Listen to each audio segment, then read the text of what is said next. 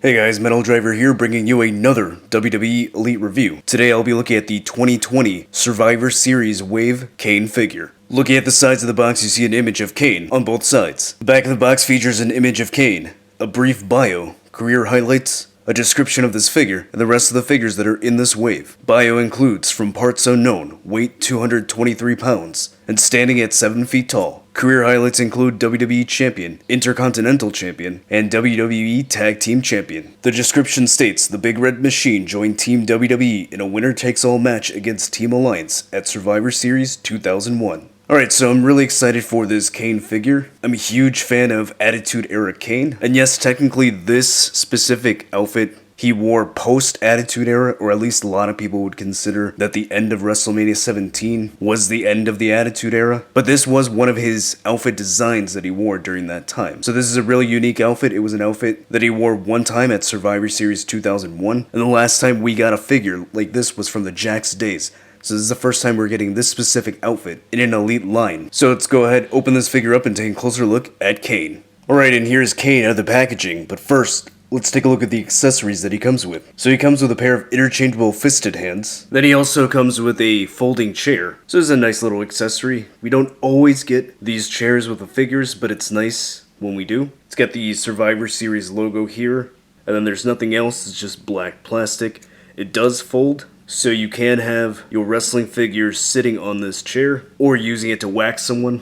Alright, then taking a look at the head sculpt. Now we have received this head sculpt numerous times before. It is painted really well. There doesn't seem to be any mispaint. Does look like this part of the red does look a little sloppy. I wish the line work there was a little cleaner, but other than that it looks pretty good. The hair is sculpted well. Looks like there could be a little bit of shading, but I don't know if that's extra paint or just some shadowing from the sculpt work. But it looks good. Then looking at the eyes underneath the mask, you can see that his left eye looks regular, and then his right eye has that white contact lens that he used. If I'm not mistaken, I think in storyline that was supposed to be his eye that didn't work, or at least I think that's what Paul Bearer said on the Raw that Kane appeared after the Bad Blood pay-per-view. Alright, then looking at his torso. So as I mentioned, this overall design he used in late 2000 to 2002, so it was at the end of the Attitude Era. It went a little bit past the Attitude Era. However, this specific color scheme was used only at Survivor Series 2001. So it's kind of like an inverted version of his outfit that he wore during that time. So it looks good, the paint looks good. There doesn't seem to be any mispaint, maybe some slight fuzzy work here on the lines. But other than that, it's not bad at all. Then looking at the back, there does seem to be just a slight mispaint of black here. So it's not that big of a deal. I can fix that. And then you've got some extra gray paint there. So just some minor defects. Not the biggest deal in the world to me. Then looking at his arms. So these look like the same arms that they use with the Attitude Era Kane. Now I have seen people online swap the arms out for some bulkier arms. So yeah, I think it would have been nice if we had gotten some bulkier looking arms instead of these. But these are okay in my opinion. Doesn't hurt the figure. Then looking at the gauntlets, looks pretty good. Some slight misalignment on the paint there and here on the buttons, but nothing too severe. Then looking at the other wrist, it's got the same misalignment. Again, they're very minor, except for on this one. That button looks pretty sloppy. Same thing with this one here, but I'm not too worried about that. Then he does have his elbow pad. So he did start wearing this in late 2001. He was using this in 2002 as well with this outfit, so I'm glad they included that here, so pretty accurate. Alright, then looking at the waist, it's just a black line for a belt, which is disappointing because I'm pretty sure he had the silver studs on the belt, just like on his previous attire, so that is missing on here. So that's a bit unfortunate.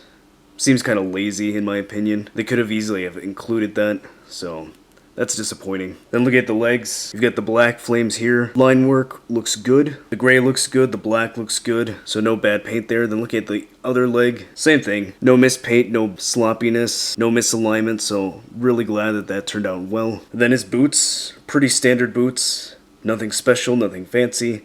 So we've seen this many times before, especially with the Attitude Era Kane. So overall, paintwork looks good. Pretty satisfied with how the body looks. Again, the only thing is that he's missing the silver buttons here. Alright, going over the articulation. So the head is on a ball joint. It cannot look up at all. He can go slightly down, so it does look like that hair hinders the articulation. Can turn side to side, and it doesn't really tilt. Shoulders have a hinge which allow it to go that high up.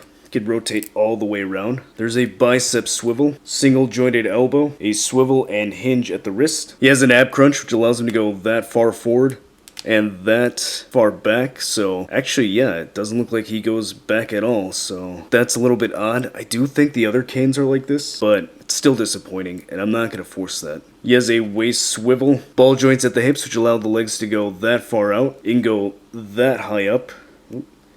It looks like this leg is a bit tight. Yeah, so this leg's a bit tight, so be careful with yours. He has a thigh cut, double jointed knees, a cut at the boot, hinge at the ankle which allows it to go.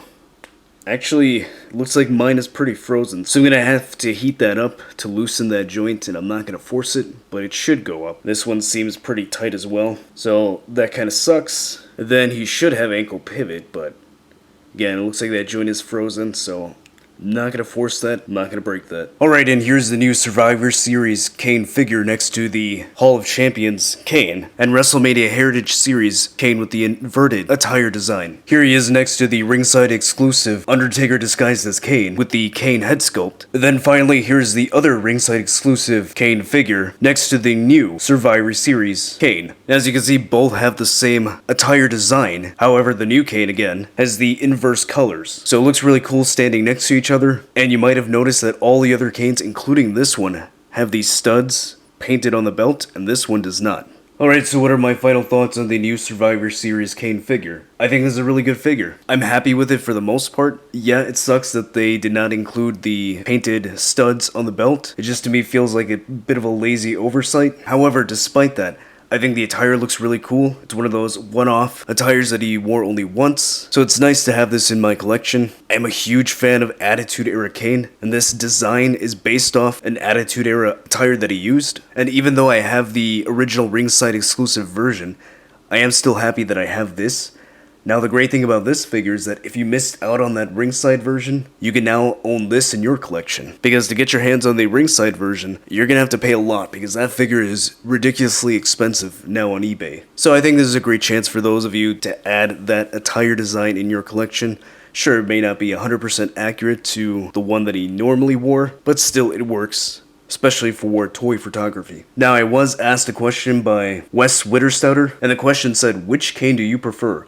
The ringside exclusive Undertaker as Kane, or the 2020 Survivor Series Kane? So putting these two figures side by side, they're both great figures. I like both of them a lot. However, if someone told me that I could only pick one and keep one in my collection, it would be the ringside exclusive Undertaker disguised as Kane. To me, this overall design here is more iconic. It was the outfit design that's synonymous with his one-day WWE title run. It was also the outfit that he wore when he was first teaming up with The Undertaker back in mid to late 98. So I do love this design a lot. Plus this one, you get an Undertaker head sculpt, so you get a kind of a 2-in-1 figure. But with that being said, that doesn't mean that this figure is not worth it. I do think that this is a great addition to a collection. If you're a Kane fan like myself, you definitely want to buy this figure, so I think he's worth it. So if you like this review, go ahead and hit that like button. If you're new to the channel, subscribe so you can see more WWE Elite reviews. Follow me on social media so you can keep up to date with all my wrestling figure photography. As always, stay tuned till the end to see pictures of this figure in action, and I'll see you next time.